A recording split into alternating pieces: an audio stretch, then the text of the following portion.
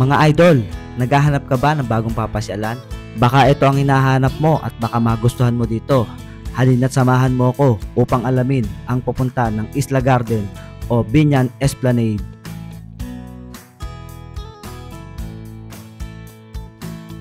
At andito nga tayo sa Plaza ng Binyan, Laguna. At mula nga dito ay pwede ka mag-tricycle papunta sa Barangay de la Paz. Sabihin mo lang pupunta ka ng Binyan Esplanade sa may Barangay de la Paz. Hindi ko lang alam kung magkano ang pamasahe. Pero kung gusto mo naman, pwede mo rin naman siyang lakarin. At madalas din namang pasyalan ito ng mga bikers. Kaya mula rito sa way na to, pwede mo na siyang dire-diretsuhin. At dito ka mapupunta sa arko ng Barangay de la Paz. At mula nga dito ay pwede ka magtanong sa mga tao na naandyan kung saan ang papunta ng Binyan Esplanade. Ang sabi nga nila sa akin, mas mabilis daw dumaan doon sa kabilang kanto.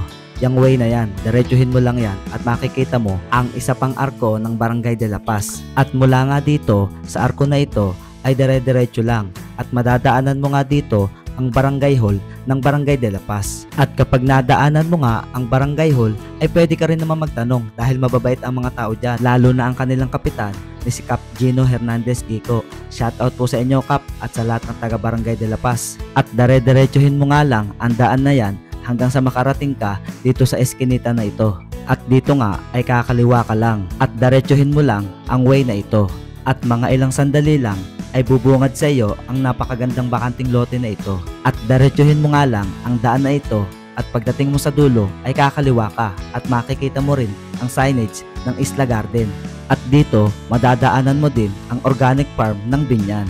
At dire-diretso ka na hanggang sa makarating ka dito sa kanto na ito at makikita mo ulit ang signage ng Isla Garden at dyan ay kakanang ka na. At dire-diretsuhin mo lang yan hanggang sa makarating ka sa Isla Garden o sa Binyan Esplanade. At pagdating ko nga dito sa Binyan Esplanade o sa Isla Garden ay hindi naman ako nakapasok dahil pinagbawal na pala ang pumasyal dito muna para matapos daw at hindi makaistorbo sa mga gumagawa. Sir, pwede bang mag-vlog? Sir mag-ano bawal pa eh. Saka ng mga chat, nagbabawal.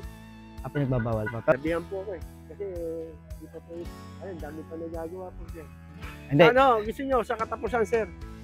At yan eh, bubuksan niya sa katapusan.